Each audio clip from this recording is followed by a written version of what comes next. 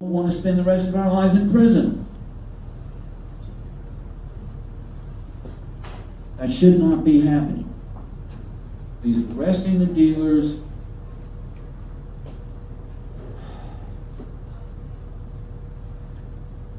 when you're on the streets, I can't speak for everybody, but I can sure speak for myself, all the people I ran with. When I was on the streets, if I had drugs, I sold them. When I didn't have drugs, I bought them. The people I bought them from were the same people I sold them to. When we're on the streets, the people that are selling and buying drugs, we're strung out, we're addicted. One day I sell them, one day I buy them. Doesn't make us bad people. But we're put in a situation to where we have to do whatever we can to keep from starving. I'm not talking about kingpins. I'm talking about all of us down the street. The problem with these drug-induced homicide laws, oh, they're for kingpins. No, they're not. What they do is they come and they get people like me, like the people I ran with, the people I cared for. We don't want to see anybody die. They're our friends. But we also have responsibility. Every time we put a needle in our vein, we know we're taking a chance. The problem is we shouldn't have to be doing that. We should not have to be doing that. This should be treated as an illness. We should be able to go to safe injection facilities. I know that sounds like a radical thing. Somebody can bring their drugs in and use them. Oh my goodness gracious. What do you think happens now? We have injection facilities now. They're called McDonald's bathrooms. They're called in the back of the car. They're called in the park. They're called under the bridge, and we're dying. Safe injection facilities is not enabling drug use. They're enabling life. You can go into one of these, and if you overdose, there's medical personnel there that will save you and keep you alive. And maybe one of these days, you'll make the decision to come into treatment. If you're dead, you can't make that decision. If you're alive, you can. We need treatment facilities everywhere. And I'm not talking about ineffective treatment. I'm talking about effective treatment. I'm talking about methadone, buprenorphine. Why? Why are these things effective? These are opiates. Oh my God, you're replacing one opiate with another. Oh, gee whiz. They've got to be opiates or they wouldn't work. You're replacing the endorphins that are no longer there in your brain. You've shut your endogenous opioid system down. You've got to have opioids in your brain to be normal. This is methadone. This is buprenorphine. Oh, well, you're just trading an illegal high for a legal one. No. Again, tolerance occurs to pleasure. It doesn't occur to the other things. So if somebody's on a stable dose of methadone, they become tolerant to the euphoria. But they don't become tolerant to its ability to block withdrawals, to block the effects of other opioids, and to keep us from starving.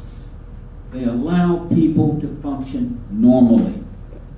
Buprenorphine, a little bit different mechanism of action, but the result is the same.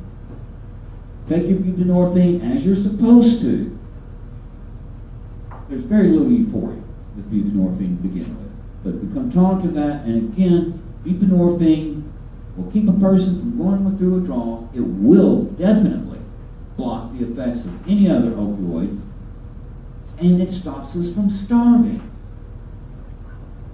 If you can do that, you can get a person to function and live their life like they're supposed to. Oh my God, they're on medications. Well, people take heart medications. People take insulin.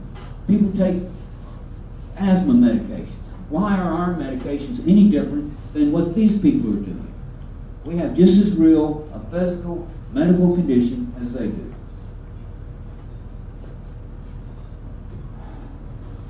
To keep us alive, to keep us from overdosing, to stop this opioid epidemic, to win this war on drugs, stop waging it. Stop waging this war. Stop throwing us in jail. Stop criminalizing us. Stop othering us. Stop stigmatizing us. Treat us as we are human people, beings who have an illness. Help us mitigate the harms of that illness and keep us alive. Bring us back into society. And let us be the people that we were always meant to be. And please understand something. Your children, if you've lost one, they loved you.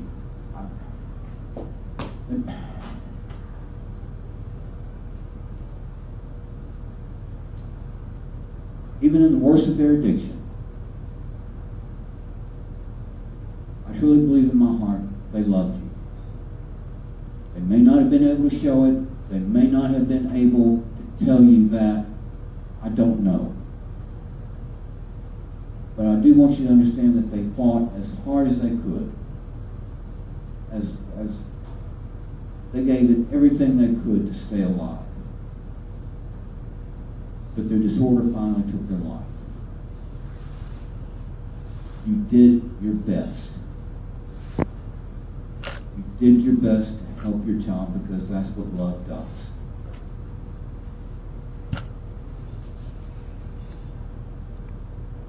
You lost them anyway. There is no blame here. There is no blame. No blame for the parents, no blame for the child. Just misunderstanding. And to save other people from going through the kind of loss you've had, if you have a child going through an addiction now, we have to change this. We have to change how people view this. We have to have a voice and to make that voice loud. And try and save as many people as we can. Because if we keep going like we're going now, we had in 2015, we had 33,091 overdose deaths, according to the CDC. That is, on average, every day in 2015, 91 people a day in this country died from opioid overdose. The numbers of 2016, the numbers for this year are going to be so much worse.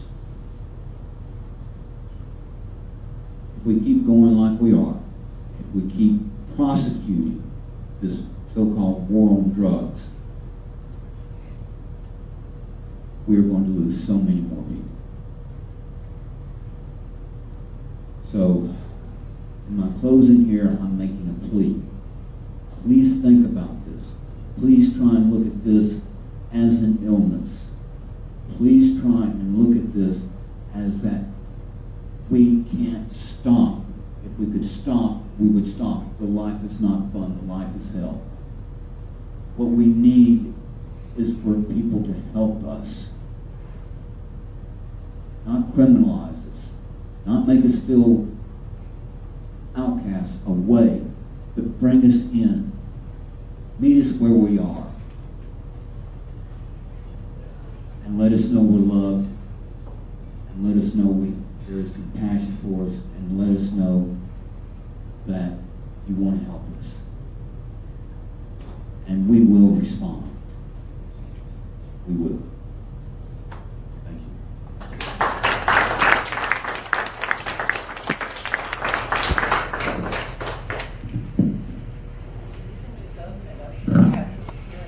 Okay. Julia's suggestion I open it up for casual Q&A. Anybody have any questions? Yes. I have to father's job over and over. She's functioning great. She was pregnant. She had a baby in a month. I don't know. Okay. Okay. No child is born addicted. They are born physically dependent. Now, go ahead. Okay. So I have asked her, are you going to wean yourself off of the methadone? I mean, maybe just back off and let her be since she's good with it. Is there long-term dangers of methadone? Okay. The danger is that if she weans off methadone, number one, if she starts going through withdrawal, so will the fetus. Yeah, that's they're on a maintenance dose together. That's fine. The second thing is she weans off methadone, she's very likely, again, that she can't control this. she's very likely to go out and start using street drugs again. The whole purpose of methadone is to stabilize the mother and therefore the fetus during the pregnancy. Now, not everybody who is on, not every mother, not every fetus who is on methadone goes through NAS, neonatal abstinence syndrome. Only about a third do. And that can be controlled. You have to have somebody in the NICU that understands what the hell is going on, and they can treat that with morphine or methadone, one or two, and just very gradually drain the infant down off of the drugs. Physical dependence of withdrawals itself are not life-threatening. What's threatening is not getting treated for them. You have to have, there's so much misunderstanding. You have to have somebody who understands and will taper very, very, very slowly if they're showing signs of NAS. Very slowly off the opioid. As far as long-term effects, they're doing studies on it now. There's very conflicting evidence out there about this right now. Some say that there is some developmental slowness, but then we don't know if it was due to severity of the NAS or other problems. A lot of times, people don't just use opioids during pregnancy; they use other drugs during She's pregnancy. been very good about going to the clinic and getting her dosage. That's excellent. That's great. She's under a doctor's care. She's got a good support system. My understanding after today is don't even ask her if she's going to get off methadone. Please. I have a son who's getting out of jail in 2 weeks. He's another. Oh my God! Let me warn you something right now, and I think you know this. When we overdose the most is with the first month when we get out of jail, get out of rehab, get out of prison. Out of prison, there's a 40-fold decrease in overdose deaths within that first month. Right. Right now, he and I are close. We've been talking. I need to keep the dialogue open. I have a better understanding. You know. Yes. Say a prayer, and he doesn't want to get on methadone, but he's also been in jail since September, so he's physically not dependent. Yes, but he's still, okay, thank you for bringing this up. There's a very good point here. Physical dependence and addiction are two different things. We can go through the withdrawal, but we go back to using. Physical dependence is just neuroadaptation or physiological adaptation to the level of these opioids. If somebody takes hydros 4 times a day for 6 months, when they stop, they're going to go through withdrawal. Doesn't mean they're addicted. Once they get through that withdrawal, they'll be fine. Those of us who kept increasing our dose, we've changed our brain, and that does not go away. In 6 months, a year, 2 years, 5 years. Okay? So what happens is, I'm just saying, gets out of jail, his tolerance is going to be gone, and he can use what he thinks is a safe amount, maybe a tenth of what he's using at the end, and it can be too much. I understand that, so does he. And right now he says, you know, he has no plans of using, of course. Of course. So I can just sit down and talk to him about his brain illness and, you know. All you can do is what you can do. All you can do is give the information and keep naloxone. Give him naloxone wherever he goes. Give him naloxone. Please, if he will take it, give him naloxone and tell him to let all his friends know he has naloxone. If maybe not save his life, he can save a friend's life. You know, my recommendation would be to get on medication. Really would, but he's resistant to that, and I understand that because he's heard in prison, all this, you'll be fine, which of course is bullshit. But again, death rate becoming out of rehab, death rate becoming out of jail. So I should encourage him to be okay with medication. Oh, yes, Like some yes. methadone. Methadone Even though and he's morphine. not physically dependent right now, still encourage him to have that Yes. option. Now, I'm not sure how it is in Florida, but in Arkansas, if somebody's coming out of prison, they don't have to have a positive urine screen or anything. They come out of prison and they're saying, okay, I was prison for drugs or whatever, and I'm afraid I'm going to go back to using. We can get them on to the clinic. Now, there's a big difference between methadone and morphine. Methadone is very restricted, and that means you got to go to the clinic every day and do this, got to jump through that hoop. For some people, they need that. They need that structure that methadone can give them. A lot of people don't need that structure. This thing about, oh my goodness, you gotta hit rock bottom before you get help, it's such bullshit. I've got people who come into the buprenorphine clinic, they still got a job, they still got their families, they still got everything. They realize they can't stop, and if they don't stop, they're gonna lose these things, so they come in and get on buprenorphine and do just fine. So I need to find out where that is available here. Yeah, that would be good, and I'm sorry I can't help you. You with ask that. us. Please, if you won't get on medication, make sure he's got naloxone, make sure he knows how to use it. Now, like, say you're in prison for 3 years or whatever, and you're not using drugs. Okay, you're surviving, right? Now, why is it when you come out, you go right back to the same thing? Okay, that's a very good question. One thing your brain isn't going to. Alan Lester, who is past director of the National Institute on Drug Abuse, good like this. Once you transition from a non-addicted to an addicted state, the brain, it's like you flip a switch and it breaks. Whether that brain can ever go back to the non-addicted state is very doubtful. 2, there's something called classical conditioning, which occurs with drug use. I mean, it occurs all the time. It's just unconscious form of learning.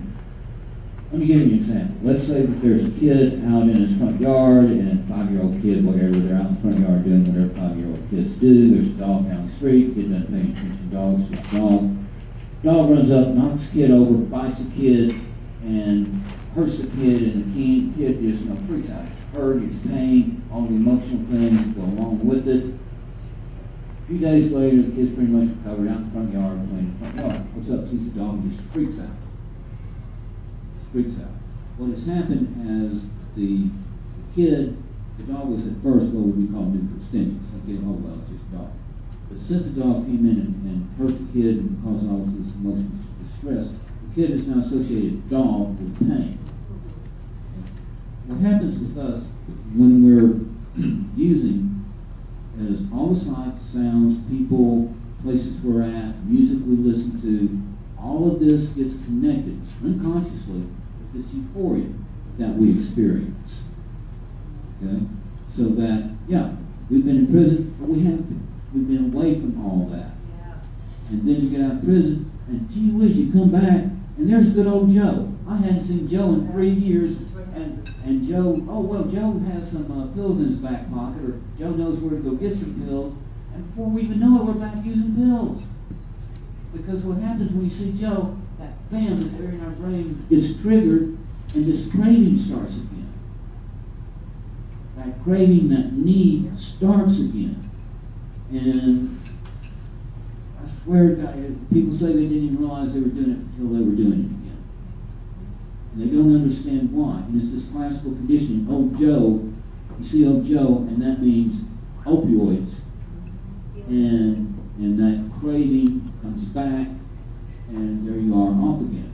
This is, we get out of prison, we get out of rehab. Oh, I hate these rehabs. We get out of rehab, and these rehabs tell us, oh, well, you're good. We got you through the first 3 steps. Now just keep going to the meetings, holding hands, and saying the serenity prayer. Yeah. Thank you. No, it does not work for us. I don't know about alcohol. I don't know about coke, meth. I don't know if they work great. I do not know. All I know is for opioid, all the data, all the research shows it does not work for us. Again, there's no such thing as an endogenous alcohol system, coke or meth or benzo system. There is an endogenous opioid system. This is why we have effective medications, these others don't. Because when our opioid system is shut down, we can take medication that replaces the endorphins in this endogenous system and normalize brain function. They can't do that with these other things. So, I'm sorry, I'm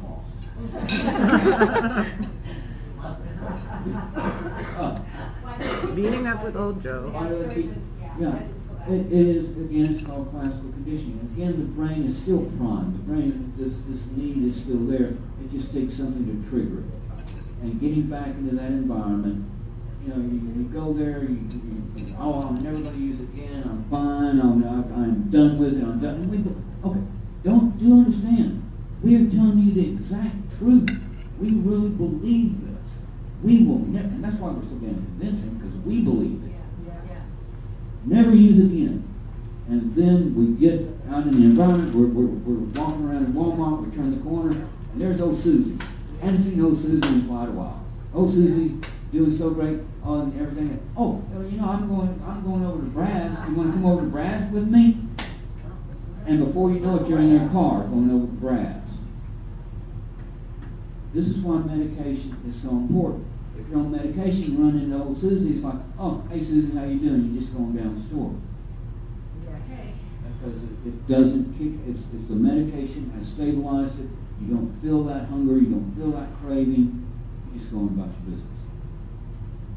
I know there's a stigma, I know there's this thing about if you're on medications, what I hate is people saying, oh, medications are just a crutch. What you really, you're not doing the real work to cure your addiction. You need to go to counseling, you need to go to psychotherapy, you need to go to meetings. It's the medication that controls the symptoms of the addiction. There is no cure for this. If there was a cure for this, none of us would be out here still using. The medication controls the symptoms. Once you stop taking the medications, the symptoms come back. People taking medication to control Parkinson's. As long as they're taking their medication, they can keep their symptoms under control. Guess what happens when they stop taking it? This is what happens to us. Parkinson's is a brain disorder. It affects a different area of the brain than do the opioids through the survival circuit, but it's still a brain disorder. Multiple sclerosis. People take medication for multiple sclerosis.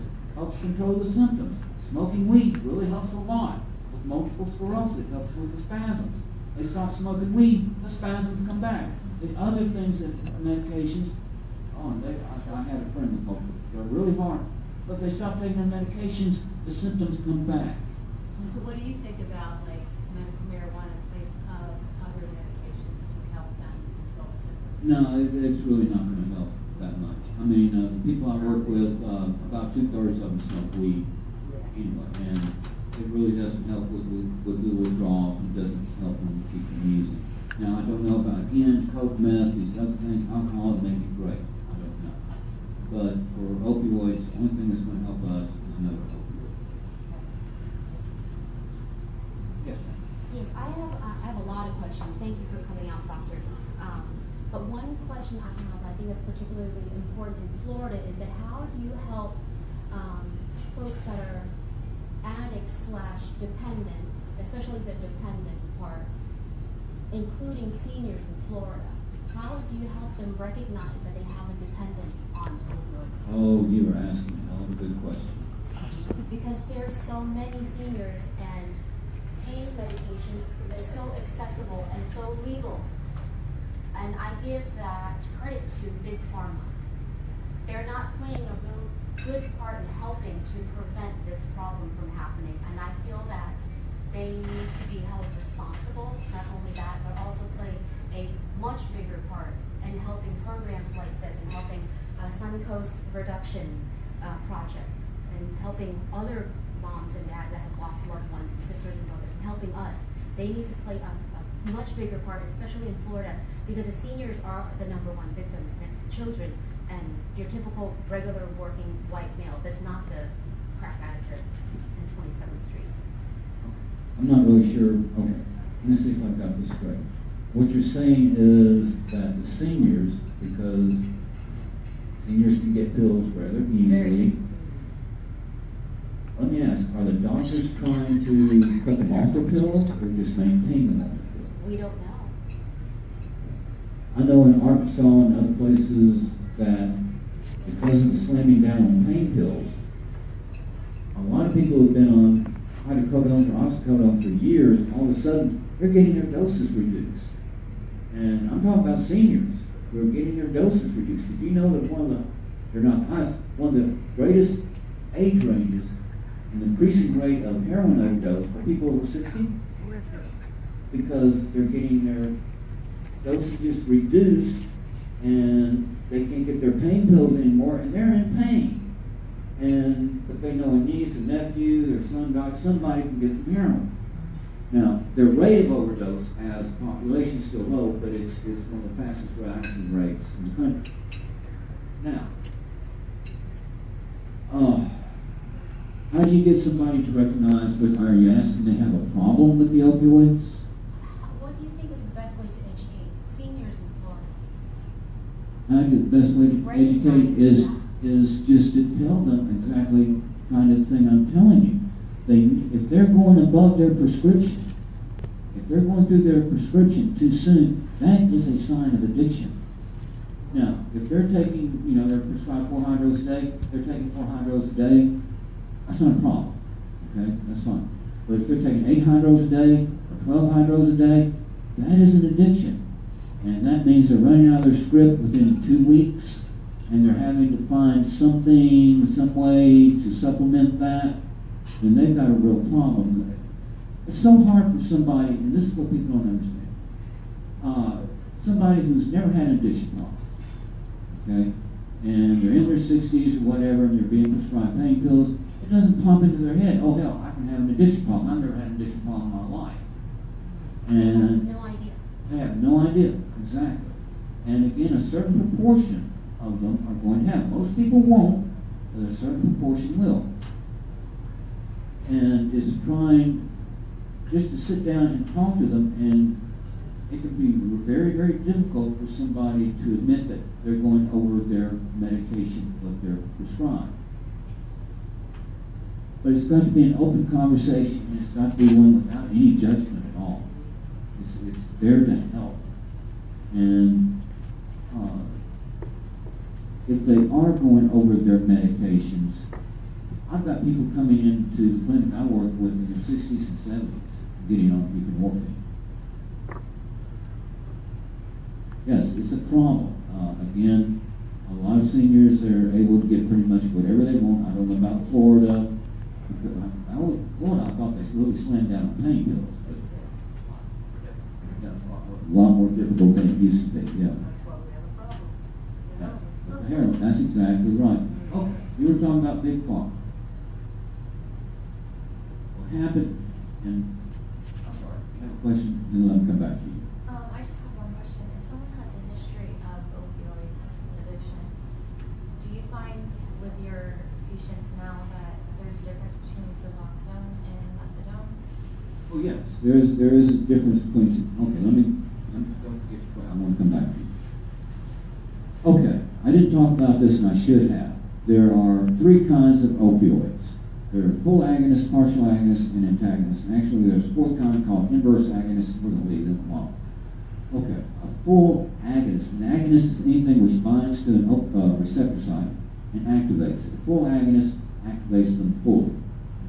A partial agonist activates them partially. An antagonist doesn't activate them at all.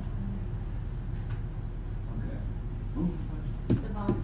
Oh, The Suboxone, difference. methadone. Methadone is a full agonist, which means the more you take, the higher you're going to get.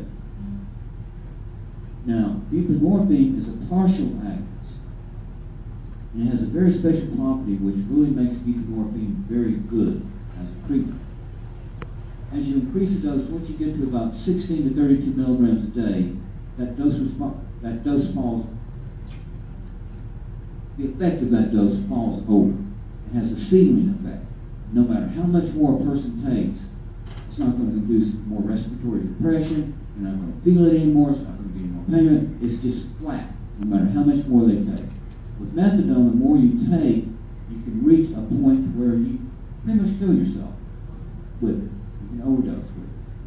With buprenorphine, it is virtually impossible to overdose on buprenorphine alone. Now, here's the kicker. A lot of people, one medication works for everybody. We really need more choice than we've got now. But methadone, I was on it for a number of years. And every day when I woke up, first thing I wanted was to take my methadone because it gave me just a little bit of a kick. It was kind of like a mouse with slippers. but it was something I could look forward to, and that kept me from wanting to go out and do other things. Buprenorphine, you don't even get that. Is that Suboxone? That's Suboxone. Yes. So is that maybe why sometimes they go back when they're on the Suboxone? Because I know they take it and take the opioids too. They take them combined. They take their Suboxone and then they also take their opioids too. They still use sometimes. Okay. Well, if they're doing that, then they're not taking their Suboxone. Right. Because Suboxone, okay, this gets a little complicated. Suboxone, okay, we were talking about efficacy, how well things turn on the opioid receptors. There's another property called binding affinity. If you think of it like a key that slips into a lock, the buprenorphine key, I'm going to try this, and let's see if this makes sense. I've been thinking about this, and I'm going to try it out here.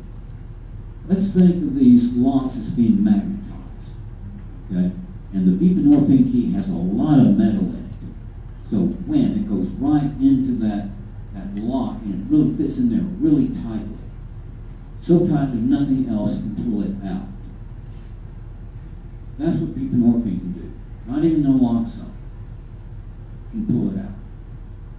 Okay, I'm going to modify that in a second. So with buprenorphine, if they're taking their buprenorphine at the dose they're supposed to be taking it, they can't feel the heroin. They can't feel the fentanyl. They can't do it because it can't get into the receptor site. It's blocked with the buprenorphine. Now, what happens is people get on their buprenorphine, they'll take it for a few days, and then they'll decide to get high, so they'll stop taking it for a while, and then they'll use. That's not a problem with the medication. The medication works great. That's the problem with the person not having decided yet that they're ready to stop. And that is not their fault, okay? Again, they're not understanding that they're not controlling this. They think they're controlling it, but they're really not. They still have this brain disorder going on, okay? What they need to understand and have some education is that to be able to be well, they have to make that decision. We are not powerless over our addiction. They have to understand, one, that they can't stop. Number two, that they're ready to stop. This does not mean they're bad people. Again, this is an illness.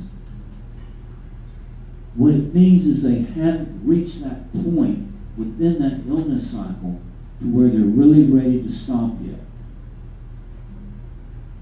Hopefully, and this is what we keep doing in our program, when people leave, we let them come right back. People leave, we let them come right back. We keep hoping that one of these times they're going to understand that if I get off my medication, I'm going to go back using, I'm going to screw up my life, I'm going to screw up everybody else's life that is involved, my kids, my parents, whatever. And so it's much better for me to stay on the medication. And I've seen that happen. The thing is not to give up on them. The thing is, if they're still screwing up, just try and talk to them, try and get them back on their medication, and let it click with them that, oh, you know, if I'm taking my medication, I can actually get up and go to work. And I can take care of my kids, I can take care of my spouse, I can do the things I'm supposed to instead of running the damn streets. Okay? This is important. But it's not a decision you can make for someone. Okay. People say that you have to get well for yourself. That's such bullshit. You get well because you're tired of hurting the people you love. You're tired of making your kids do without. You're tired of hurting your parents, hurting your spouse. You get well because you're ready to take care of your responsibilities and be the person you were meant to be. Okay? I'm not saying that you don't do it for yourself too. Obviously you do. But you get well because you're tired of hurting other people. And you take responsibility for your actions. Nobody else can do that for you. It's got to be up to you to do that. This is so very difficult to understand. There are times when we're just not ready to stop. Now, why that is, I can't tell you. I think a lot of it is misinformation. Somebody will say, you know, oh, one of these days I'll stop. One of these days I'll be ready to stop. One of these days I'll stop. They don't understand they're not going to stop. They're not going to stop until they get the help they need to stop. which is medication. I'm not saying somebody has to stay on medication for the rest of their life. Data show that, yeah, that's probably going to be a good idea. But that's a statistical thing, and I can't tell you for each individual person if that's true. But I can tell you that the data show that when you get off your medication, you have between a 9 and a 15-fold increase in overdose deaths within that first month, and within a year, 90% of the people are back using. That I can tell you. Whether you're going to be one of those 10% that's not using, I can't tell you. But the odds are pretty damn low. I don't know. Am I even answering your question now? I'm starting to ramble. Well, I guess my main question was for someone with a long-term history of opioids, do you prefer the Suboxone over the methadone? Like in your research, have you found that? It works either way. It just really depends on the person. If they try, well, I'm lucky enough to work in a place. I've got a buprenorphine clinic on one side and a methadone clinic on the other. Have you found that more patients that do the methadone route stay more compliant than doing the Suboxone route? Again, it just depends on the person. It really does. We have people who start out on buprenorphine, don't do well on buprenorphine, we transform them to methadone. Some people need not only just medication, but more structure. Methadone is much more structured. They have to go to meetings, they have to talk to a counselor, they're more accountable. Okay. We only see them once a month. With methadone, for the first 9 days, I don't know how it is in Florida, in Arkansas, for the first 9 days, they have to come every day except for Sunday. So there's a lot more structure that goes on with methadone. A lot of people don't need that structure. Fine, just come on, buprenorphine, you come in, see the doc once a month, go on about your business.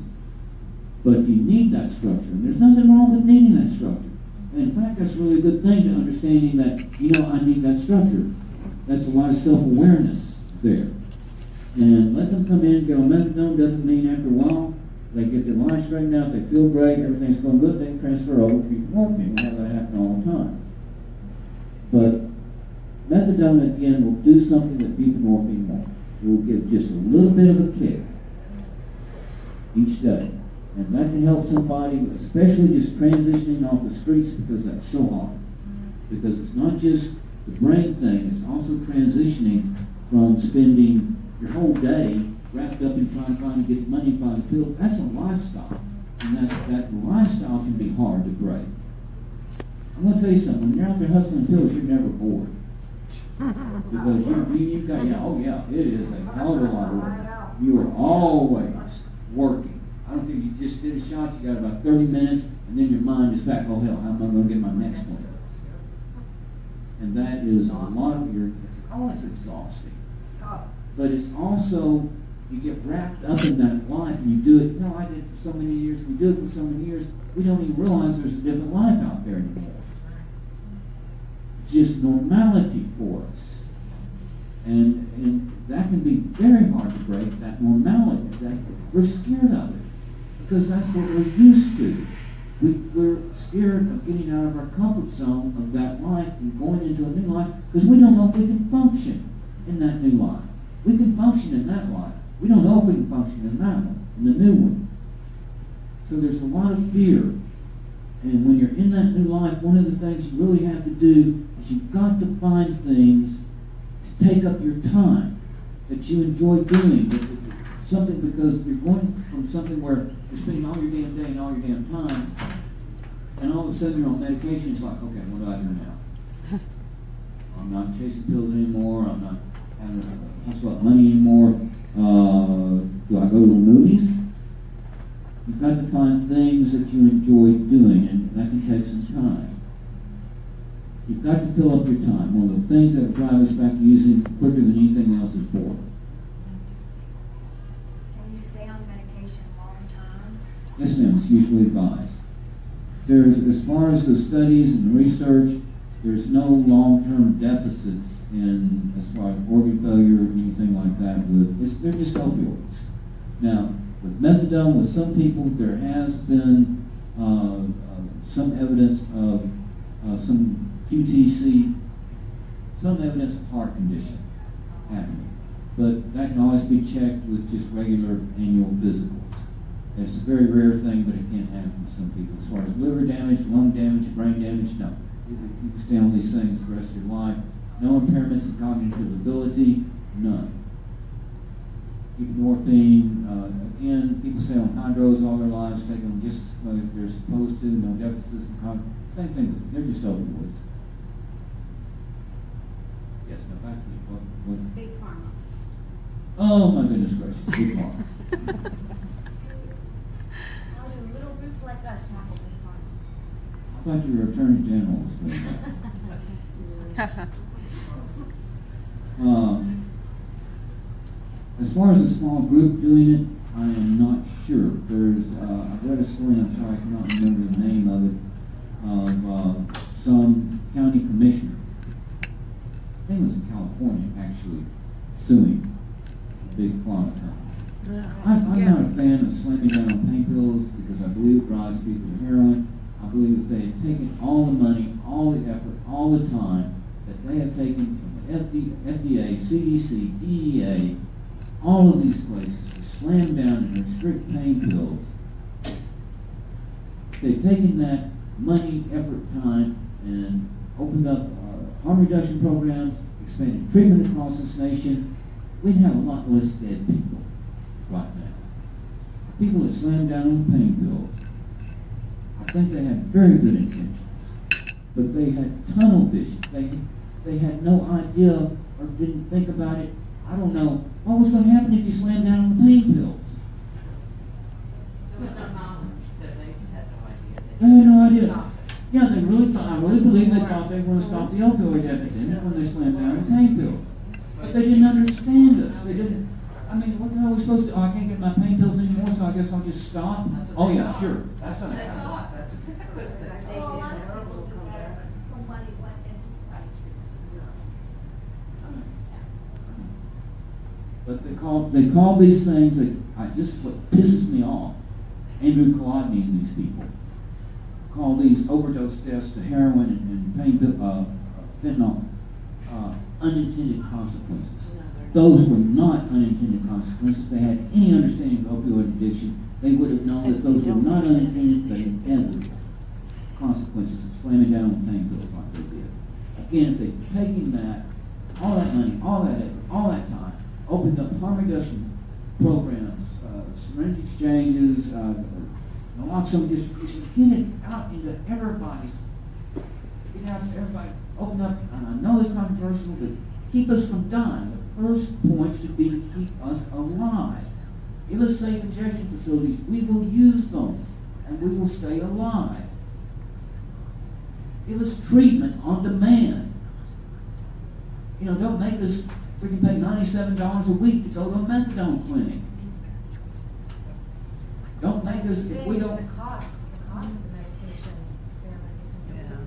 Okay, you're talking about buprenorphine? Any of them.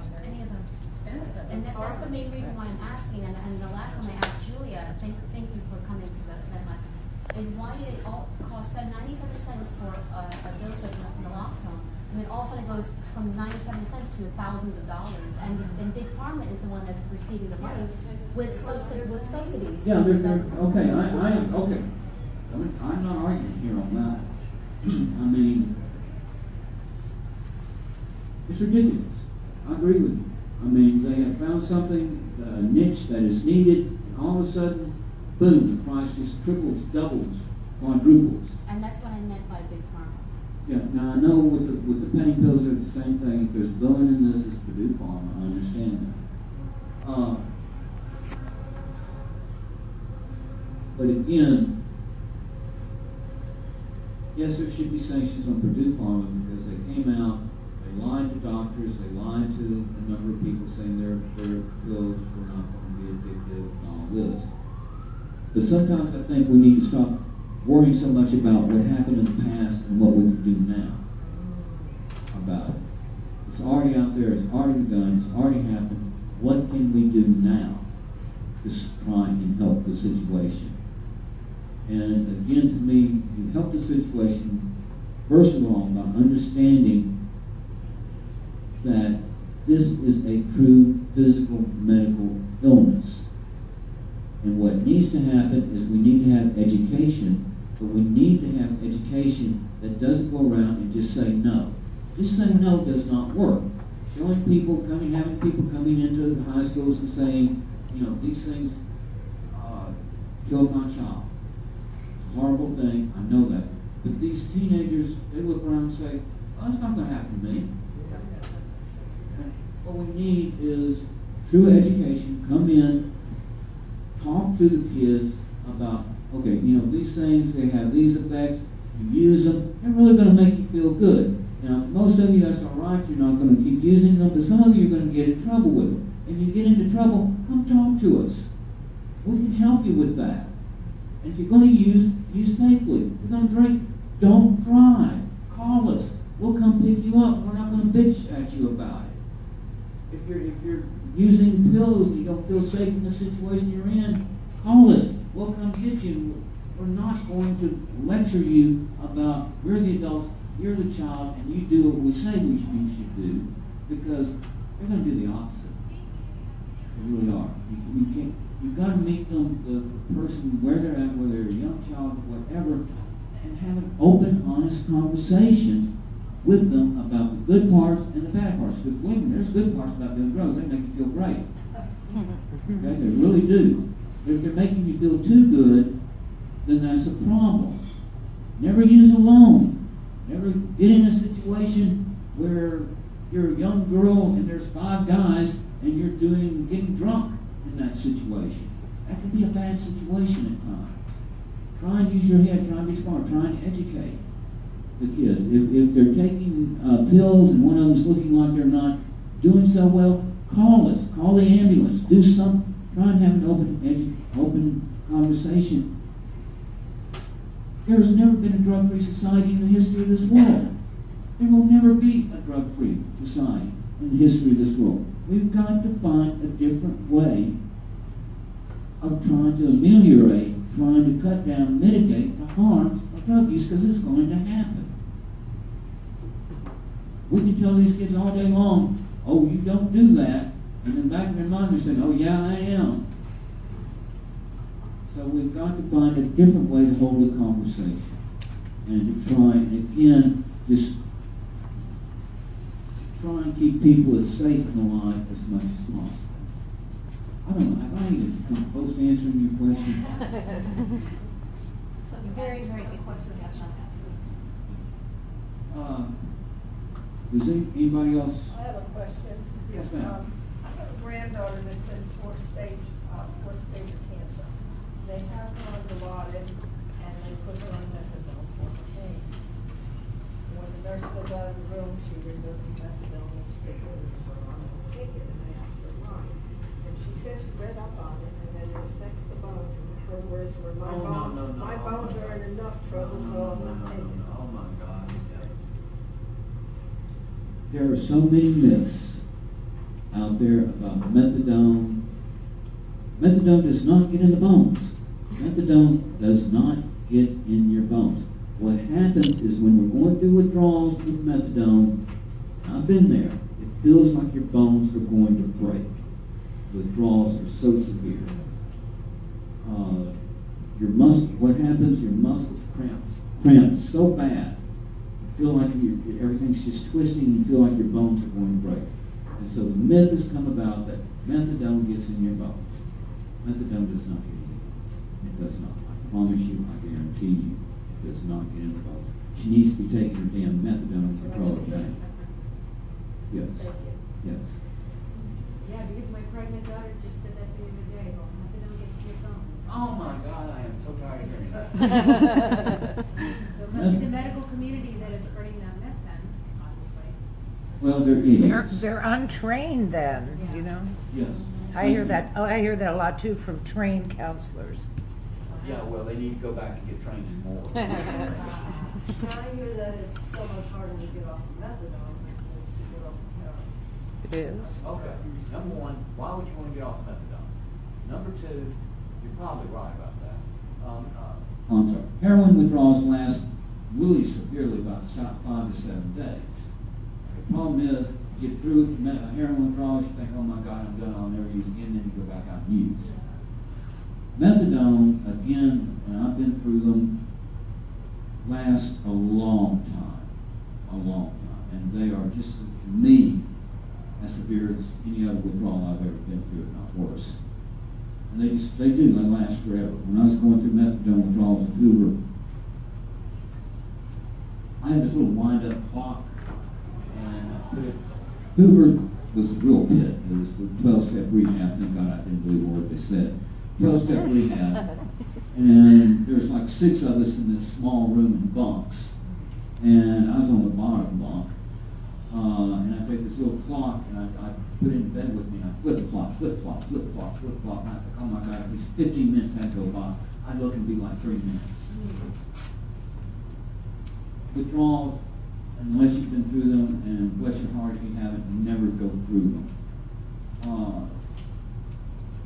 If you ever go through withdrawals, your definitions of misery and pain, they will change. They will. It is the most horrendous experience I've ever been through in my life. I've been withdrawals. This is one of the things that just keeps us back using. Because like with methadone, after 5 days, they're just starting to kick in. And they last, I know this sounds like it's impossible, but I think I went about 3 to 4 weeks with no sleep. Really no sleep. Just how bad. Anyway, I'm sorry, what was your question? Was it harder to get off the medicine? Yeah, well, okay, now put it like this, the withdrawals from heroin are very, very intense. They are very, I mean, for 3, 4, 5 days, you talk about incredible pain, diarrhea, vomiting, and they can be, people don't die from opioid withdrawal itself. They die from a side effect of withdrawals, which is dehydration. If you cannot keep something on your stomach, you're having diarrhea, you're vomiting, you can dehydrate and you can die. People have died in county jails, city jails, not from overdose, withdrawal, but from dehydration. Because these assholes up there joke about, oh, look at this flip-flopping on the floor, isn't that funny? And these people have begged for help. There are records of them begging for help. And because they're, I'm going to use pejorative, I do not like this term, but I'll use it, junkie. They don't get the help. All they needed was intravenous fluids and they would have lived. So then on Facebook, everybody was in jail and he died. But Yes. later they didn't help him. No, because our lives we're worthless. This is the attitude I keep talking about. It's got to change. We've got to be seen. I get so tired of this. I get this, oh, they did it to themselves, so they deserve what they get. Yeah, maybe if it's bad enough, they'll know. Yeah, okay. People that smoke cigarettes, they get COPD, they get emphysema, they get lung cancer. They did it to themselves. People that drink alcohol, they get esophageal cancer. They get stomach cancer. They get cancer of the liver. They develop Wernicke-Korsakoff syndrome. They did it to themselves. A lot of people with diabetes, if they would eat right, exercise right, they wouldn't have to take insulin. They did it to themselves.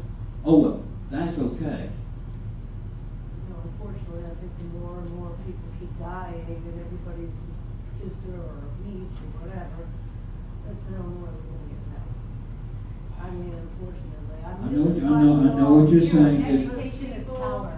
Are And this kind of dying thing, this at a program rapid is rate. education. And I feel much more empowered, and I thank you. Well, thank you. I'm glad you agree with me. I'm glad to help. Knowledge, understanding knowledge is power. The lack of it is confusion and helplessness. You have to understand what you're dealing with to be able to effectively reduce its harms and to save lives. If you just look at this as some kind of behavioral, oh, these worthless people, we're going to keep dying. Daughters are going to keep dying. Sons are going to keep dying. We've got to be seen as people. We're just people. Yeah, we did it to ourselves, but nobody told us. Okay, let me back up. I worked in the field. Okay? I knew the book definition of addiction. And in fact, when I came back to Little Rock, worked at UMS, I'd get with my buddies every now and then, still go out and shoot Dilaudid. And these people, a lot of them were shooting as many pills of Dilaudid a day as they could, and they had good jobs. They had good making money jobs. And they couldn't pay their rent. They couldn't pay their electric bill.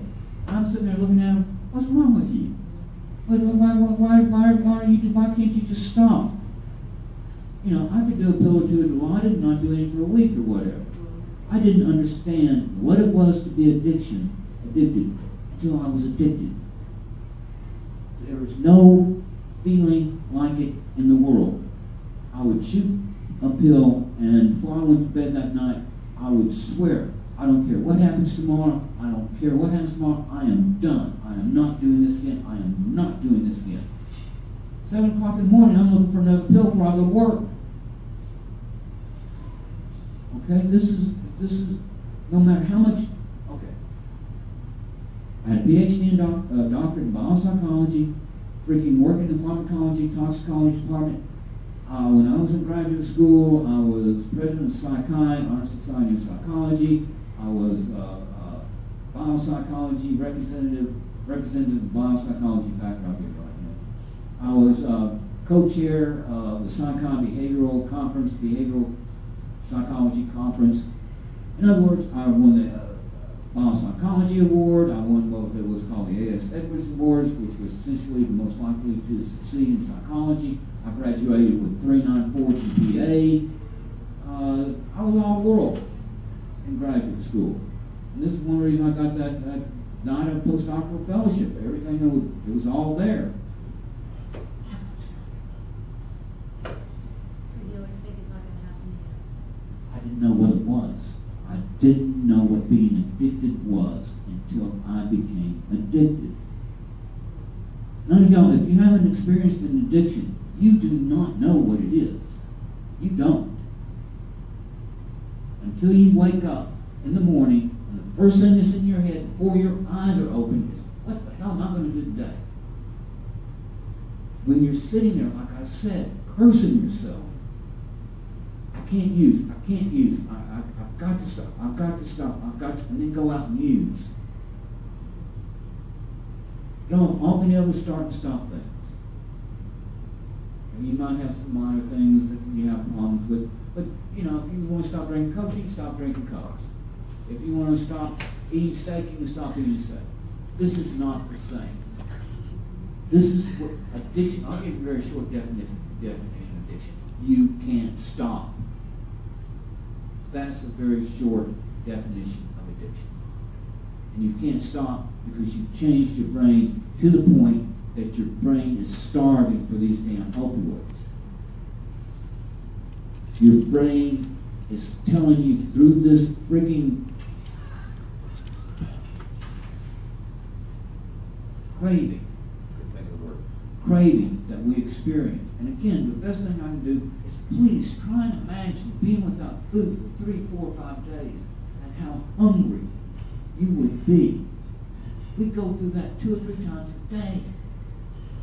This is the thing. This is what these changes in the brain cause and why we do the things in our addiction.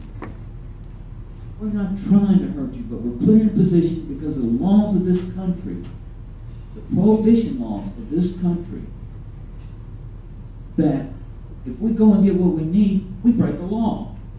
And that makes us criminals. And therefore, it justifies them making even more laws to make us even more criminals, because only criminals break laws. I mean, it's just a circular thing. These laws are made such that we have to break them if we're going to survive. And they put us in jail for that.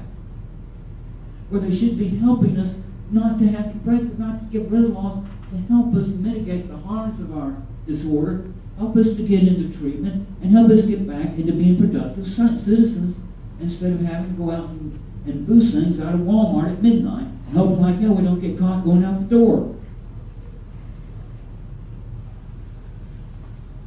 The thing is, until you have had that experience, you do not know what it is to live in addiction. There's no way I can talk to you all day long, but there's no way for you to understand it. And I don't mind that. I don't mind that people don't understand. You can't. What I do mind is that people that don't understand, they don't understand. Those are the people that piss me off. There's ignorance and there's willful ignorance. If somebody's ignorant about addiction, they can learn. If they're willfully ignorant about it, there's nothing you can do. They are not going to change their minds. And those people, just let them roll off your back, just let them go on, because there's nothing you're going to be able to do about it, and all they're going to do is waste your time, and all you're going to do is slap them and go to jail. Don't do that. Yeah, Jody. I was going to ask kind of a setup question, but there's a lot of parents here today I happen to notice. And for those of us that have worked with our dependent loved ones, addicted loved ones, to try to mitigate harm, what are your comments on dealing with the enabler label, that we get? Because I'm a proud enabler, frankly, and I think it's really hard for parents. They feel othered too, if they help their children. That's a great, very great question.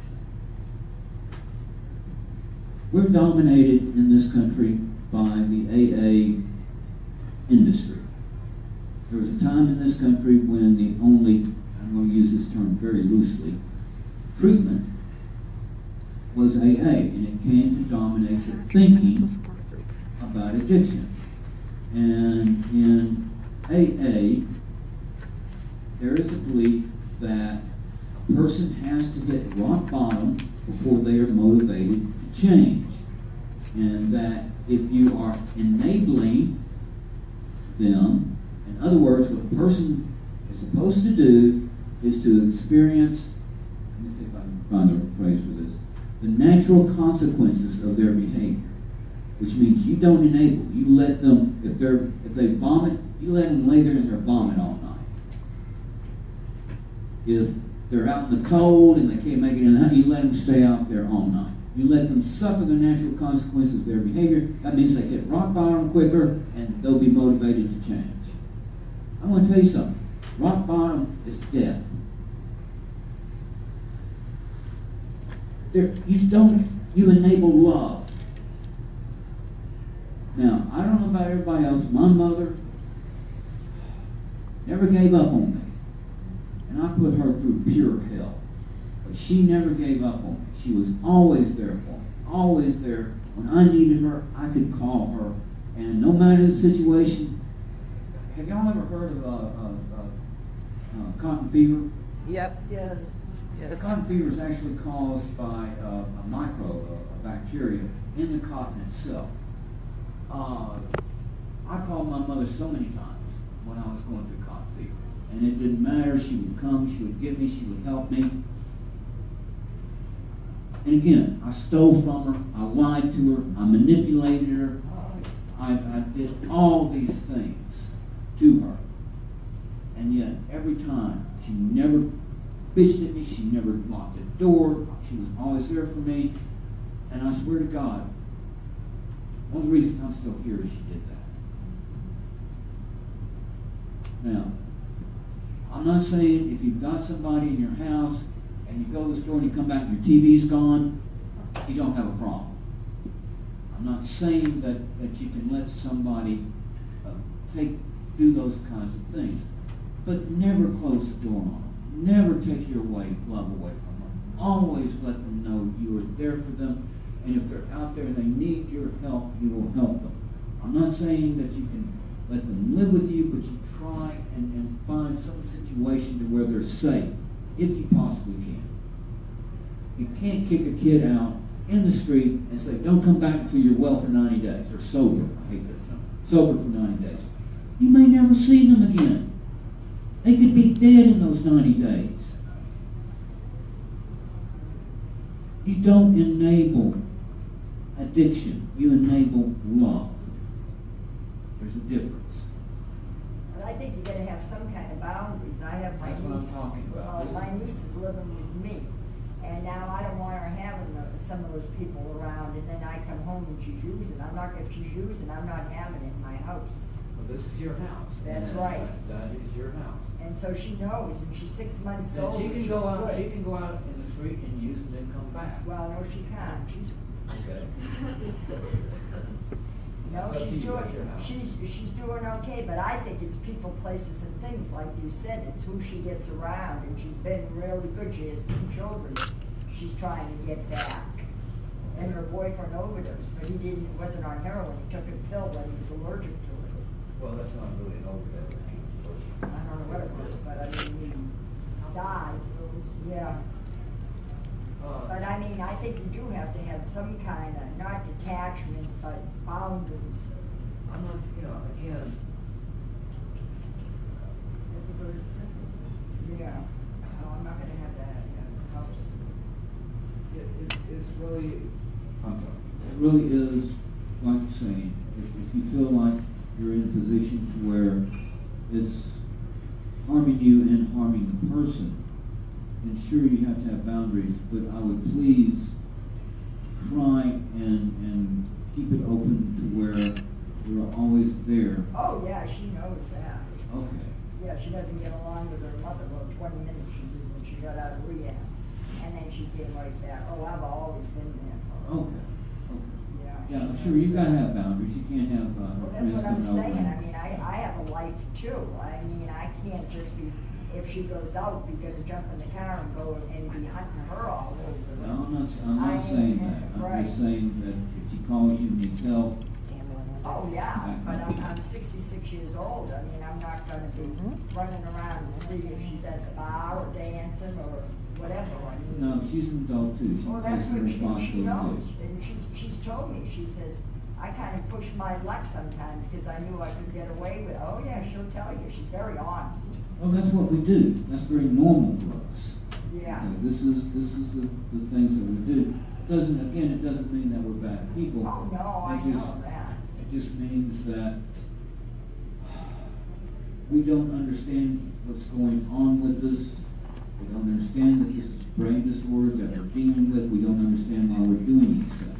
Yeah, she's pushing the limits, but why is she doing that? If she She said understood. because she was in a car accident and banged her head. Okay. That's what We she can told come me. up with we can be very inventive with excuses. That's what she told me. She was all right before that because I'm like, whew. Not saying traumatic brain injury wouldn't have something to do with this, but that's not taking personal experience, I don't like that. responsibility for what's going We're not, on. I We can swear. blame so many other things. I shouldn't have opened it up, because. A lot of this, again, I'm gonna go back to this one more time, is that we don't understand why we do the things we do. So I can understand. And if we understand that this really is an illness and we don't control it, and the only way we're going to be able to control it is to take personal responsibility for our Right. behavior, then maybe we could start looking at things about getting in harm reduction programs and getting into treatment. But until we blame other things around us for our problems, Right. we're not going to do much good. We have to understand that it's not because we were traumatized as a kid. Oh, my father kicked my ass as a kid, that's why I'm using. No, that's throwing the blame on the father, not on you. It's your life. Now, get over it. That was you when you were a kid.